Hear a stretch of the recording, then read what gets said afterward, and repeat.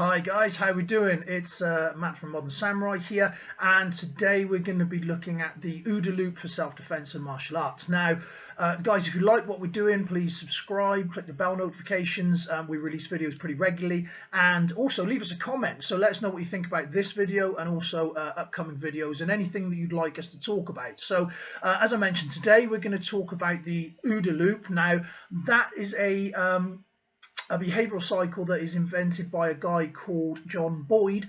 He was a fighter pilot in the Korean War, and he was also a military strategist and instructor. And so he came up with this cycle of behaviour as a way to basically get a better handle on how you react to a situation. Now, why is that important to us as self-defense people and martial artists? Well, firstly, it's a very misunderstood thing. I talk quite often on my courses when I'm delivering conflict management, physical intervention, when I'm delivering self-defense stuff. I talk about the OODA loop, and for a large proportion of people, they're not really sure what the OODA loop is. They may have heard of it, but they don't really understand how it applies to that particular field. So one of the things that I wanted to explain in this is to why it's relevant to us. Now, it's not just used for conflict management in regards to self-defense or martial arts, defending yourself. It's also now a widely recognized business and corporate sort of strategy that companies will use to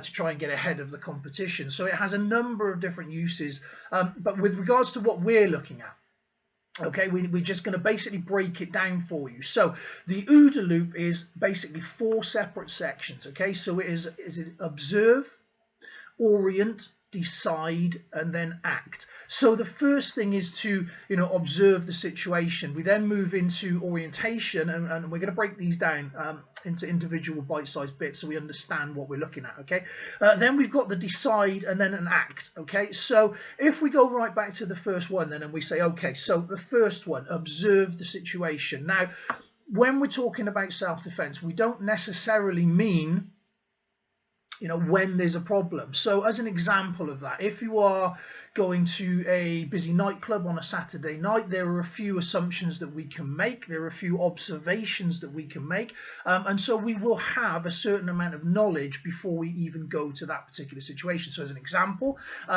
we can make a pretty good assessment that there will be people there that are drunk, there will be people there that are under the influence of perhaps some other substances as well. If it's a busy city centre nightclub, there's the odds are in the favour of that happening.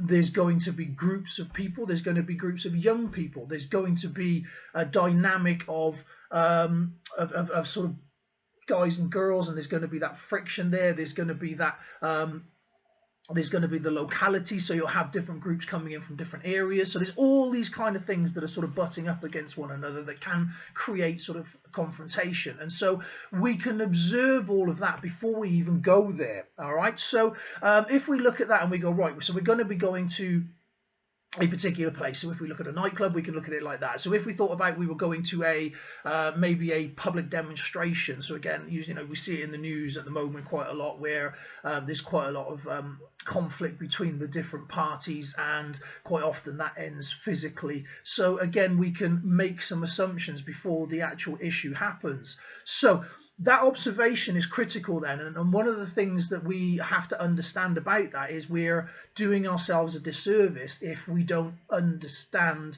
how we observe the world. So it makes sense to us to understand the enemy a little bit and get get an idea of what kind of situation we will find ourselves in. Okay, so that's the first part of the observation. But then if we then move forward and we go, okay, well, we've got more information now. So that could be we've actually seen the aggressor, we've seen the person, we've seen the group, whatever it may be. So now we can make a better observation in the moment on that. So then we get to how, to take cues of knowledge about that person, size, shape, all the rest of it, all of those things. Okay, likelihood of behaviors, are they drunk, are they aggressive, are they emotional, have they got a reason? So as an example, if you've if it's football day and there are a group of lads heading your way chanting, being marshalled by the police, there's a pretty good bet that those guys are in an emotional state at that point. They're ramped up,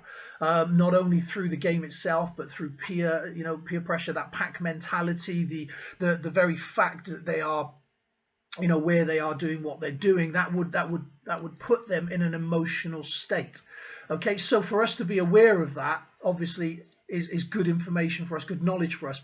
By knowing before the problem arises what the problem is likely to be, that can really help us to figure out a best course of action. So that then leads us to orient. Now, how we orient things is not only how we see the world, but how we are actually programmed to see the world, so how we can see the world. So again, what we have to realize is there are loads of different influences that come into that. So you've got things like, cultural tradition, where you grew up in the world, the kind of belief system that you have, the kind of society structure that you have.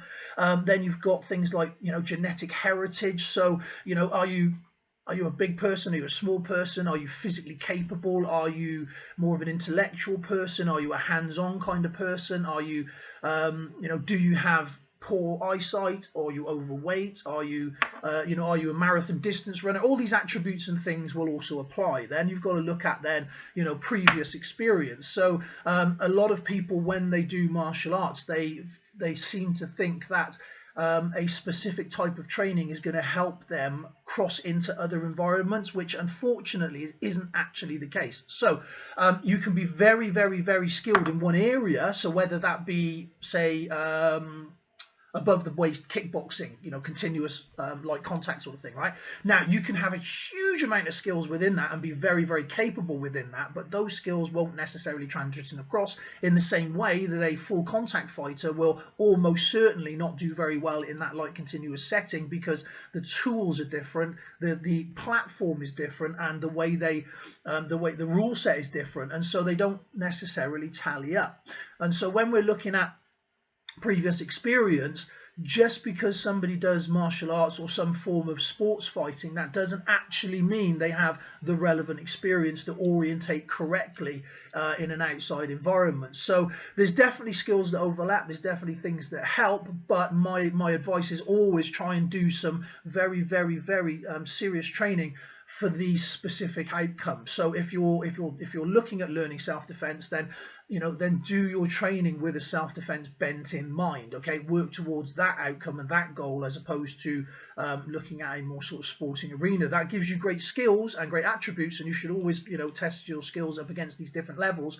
But if we're looking at self-defense and the OODA loop specifically, then to help us to orientate correctly, then what we need to do is we need to have the right previous experience for that. So all those years on the doors, all those years working in security, for me, gave me a very good handle on how I was going to orientate a confrontational situation, how I was going to orientate aggression towards me or towards others, because I've been in that field many, many times before, and I understood the patterns and the way that worked. Okay, so previous experience is definitely a very, very important part of it. And also we've got to bear in mind a few more obvious things that we may or may not know. So as an example of that, when we're looking at the fight or flight syndrome and we're looking at what that does to our body, okay, we also have to understand that when we're in that fight or flight response, when we're having that reaction, we have a more negative view of the world anyway. We see danger much more.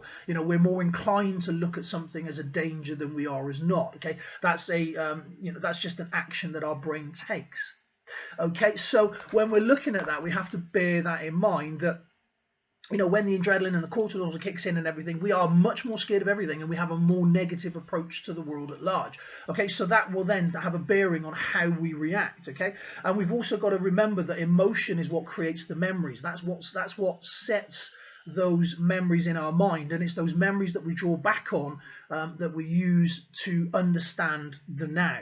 Okay, so it's really important that we get that, because that's an actual principle that we need to understand the psychology of violence and how we're going to react to that. So we'll go into that much deeper in future videos, but for now it's enough to know that your memories and how you process the world are very much interconnected. So we will make decisions, we will fill in the blanks, if you like, because we can only get so much information at any one time. Our brain just can't compute all the information that's coming towards us. So what actually happens is we take the bits we understand, and then we fill in the gaps with previous knowledge, previous experience, okay, and we think about what the likely outcomes are.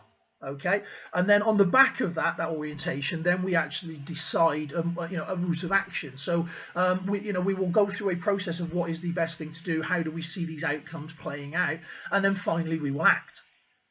Now that action then leads to the start of the cycle again. It's not a you do it once and it stays there. Okay, this is a constant free-flowing thing. So you're constantly in this loop and you're consciously adjusting as you go.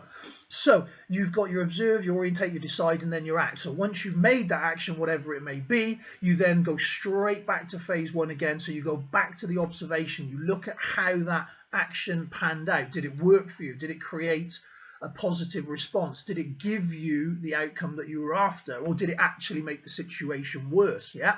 Now, what we have to realize as well is that we're always going to be on the back foot with this if we're not aware. So if we're not observant, if we're not paying attention to the first phase of this, then we get caught out and we're already behind the loop, because the other person or parties involved in whatever it is, they're already a step or two ahead of us within this OODA loop system. So the idea is it's designed for us to take the upper hand, for us to take the initiative and the advantage, and for us to get inside quicker and be able to manipulate the situation to our favour. So when we're looking at self-defense and martial arts, this is really crucial information, because this is what is going to keep us out of a lot of fights in the first place, and this is also what's going to help us to de-escalate, to manage situations, to deal with aggression. This is what's going to help us to be able to actually understand what's going on, process what's going on, and then make the right action according to that knowledge, rather than just giving some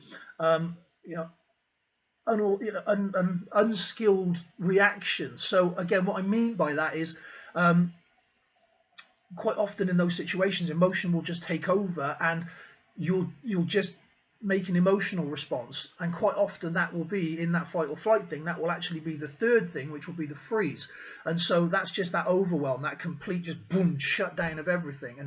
And so by understanding the OODA loop, we can help to understand what's actually going on and how best to navigate those waters. So guys, again, I know I waffled on for a bit there, but it's a really interesting subject, and one that I think a lot more people should try and understand with regards to self-defense and martial arts, because avoiding a physical confrontation is obviously going to be better than getting involved in one. So as much as we train punching, kicking, striking, throws, grappling, all the rest of it, as much as we train all those physical skills, the best solution we can have to any kind of self-defense scenario is not to actually have to utilize them. Yeah.